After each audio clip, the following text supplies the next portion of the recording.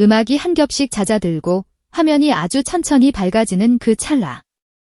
사람들은 보통 오디션 첫 장면이라고 말하겠지만 이번만큼은 다르다. 이건 단순히 누군가가 노래를 부르러 나오는 시작이 아니다. 앞으로 몇 년 동안 대한민국 트로트의 판 자체를 다시 짜게 만들 거대한 전쟁의 개막선이다. 그리고 그 전쟁이 시작되는 순간 카메라는 마치 기다렸다는 듯 딱 한 장면을 집요하게 붙든다. 심사석. 그 중에서도 서로의 그림자가 겹칠 만큼 가까운 거리. 예능의 산증인, 대중의 공기를 먼저 맞는 사람, 한 시대의 흥망을 수없이 목격해온 킹메이커 이경규. 그리고 불과 1년 전까지만 해도 떨리는 목소리로 무대 중앙을 걸어 들어가던 청년에서 이제는 누군가의 인생을 평가하는 마스터가 되어 돌아온 김영빈. 두 사람이 나란히 앉아 참가자들을 바라보는 그 한 장면만으로 미스트롯사는 이미 절반이 아니라 거의 전부를 먹고 들어갔다. 왜냐하면 이건 심사가 아니라 대연이 시작되는 자리이기 때문이다. 모든 불길은 제작 발표회장에서 먼저 치솟았다.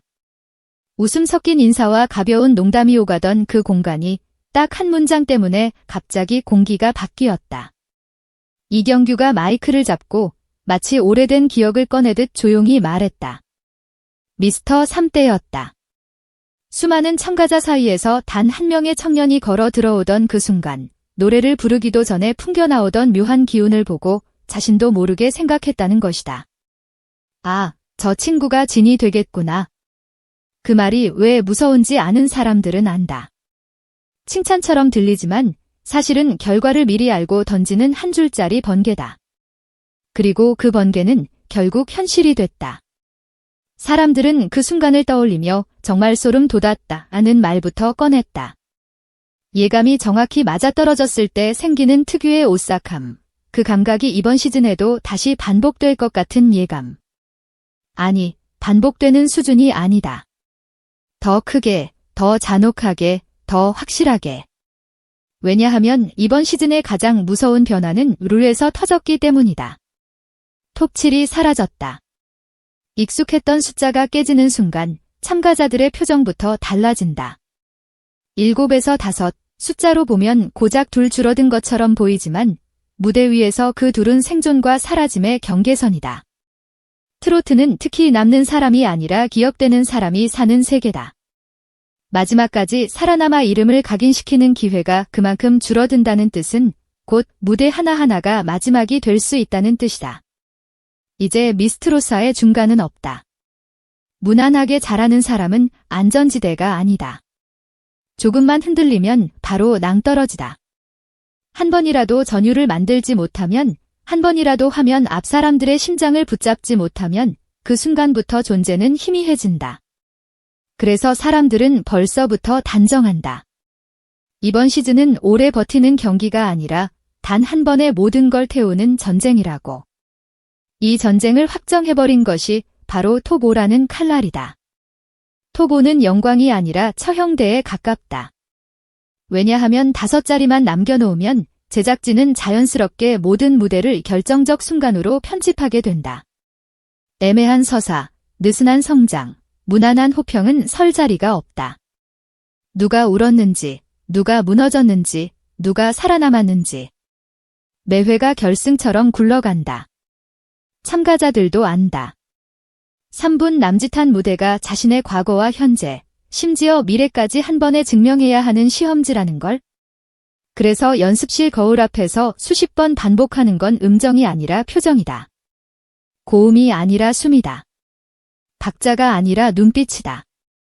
잘 부르는 법이 아니라 살아온 시간을 들리게 하는 법이다. 톱5 전쟁이 잔혹한 이유는 여기 있다. 실력은 기본값이고 이제는 서사와 진간이 살아남는다. 더 정확히 말하면 시청자의 마음을 붙잡는 사람만 남는다. 그런데 이 잔혹한 판의 제작진은 왜 하필 이경규를 앉혔을까? 답은 단순하다.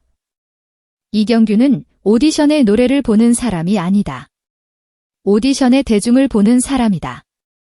한 참가자가 등장했을 때 노래가 끝나기도 전에 분위기가 바뀌는지, 댓글이 폭발할지, 커뮤니티가 들끓을지, 짤이 만들어질지, 결국 대중은 사람에게 반응한다는 것을 누구보다 잘 아는 사람. 그래서 이경규의 한마디는 점수표보다 무겁다.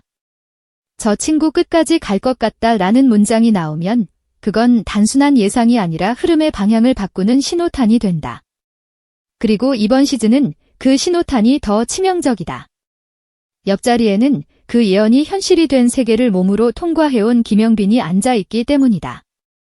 김영빈의 존재는 이번 시즌을 단순한 오디션이 아니라 세대의 계승식으로 만든다. 예언을 받던 사람이 이제 예언을 이어갈 마스터로 돌아왔다. 이것이 상징하는 바는 묵직하다. 누군가의 가능성을 가장 먼저 알아본 사람이 그 가능성이 꽃피운 뒤에는 그와 함께 다음 세대의 별을 찾아 나선다. 이건 예능의 구도가 아니라 전설의 계보다. 그리고 김영빈이 제작 발표 회장에서 꺼낸 첫 단어가 화려한 기술도 놀라운 스펙도 아니라 진정성이었다는 점이 더 무섭다. 진정성. 그 말은 따뜻해 보이지만 사실은 가장 잔인한 기준이다. 기술은 연습하면 는다. 무대는 반복하면 익숙해진다. 하지만 진정성은 흉내낼 수 없다. 살아온 시간이 없으면 들리지 않기 때문이다. 김영빈이 찾겠다고 선언한 건 반짝이는 불꽃이 아니다. 트로트라는 세계의 인생을 통째로 걸고 들어올 사람, 박수가 끊겨도 여운이 객석을 떠나지 않는 사람, 노래가 끝난 뒤에도 이야기가 시작되는 사람. 그게 바로 이번 시즌의 여제 후보가 될 것이다. 여기서부터 미스트로사는 더욱 무섭게 변한다. 잘 불렀다로 끝나는 무대는 죽는다. 정확했다로 끝나는 무대는 잊힌다. 이제는 한 소절이 사람을 흔들어야 한다. 목소리가 조금 거칠어도 좋다. 고음이 완벽하게 꽂히지 않아도 좋다. 대신 그 안에 상처와 기쁨, 좌절과 희망이 함께 실려 있어야 한다. 그게 진짜 트로트가 갖는 폭발력이다. 김영빈은 바로 그 지점을 본다고 했다. 그리고 시청자들은 이미 안다. 트로트는 기술로만 완성되는 음악이 아니라는 걸. 그러니 이번 시즌의 가장 큰 전쟁터는 무대가 아니라 마음이다. 누가 더 크게 부르느냐가 아니라 누가 더 깊게 스며드느냐의 싸움이다. 하지만 제작진은 감성만으로 판을 만들지 않았다. 마스터진의 구성은 한마디로 벤져스다. 트로트가 무엇인지 몸으로 증명해온 레전드들이 기준을 세우고 경연의 생리를 아는 우승자 출신들이 흐름을 읽고 퍼포먼스의 달인들이 무대의 디테일까지 파고든다.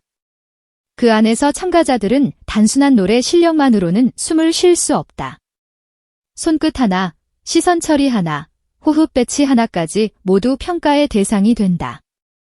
결국 토보는 실력만으로 올라갈 수 없고 마음만으로도 올라갈 수 없다. 둘 다 있어야 한다. 그리고 그 둘을 동시에 갖춘 사람은 사실상 괴물이다. 그래서 벌써부터 첫 녹화에서 괴물 참가자들이 등장했다는 소문이 퍼지자 팬들은 숨부터 삼켰다. 김영빈이 직접 충격받았다라고 말할 정도라면 그 무대는 이미 상상 이상의 무언가를 품고 있다는 뜻이다. 여기서 결정타가 하나 더 나온다.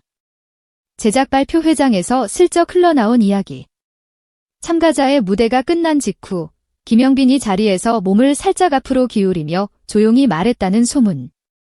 이 친구 끝까지 갈 것 같다. 이 말이 왜 폭발하느냐? 이경규가 과거에 던졌던 예언의 장면이 겹쳐지기 때문이다. 예언을 하던 사람이 있었고 예언을 받던 사람이 있었다. 그런데 지금은 예언을 하던 사람 옆에서 예언을 받던 사람이 또 다른 예언을 한다. 이건 우연이 아니다. 구조다. 제작진이 만들고 싶은 전설의 반복이다.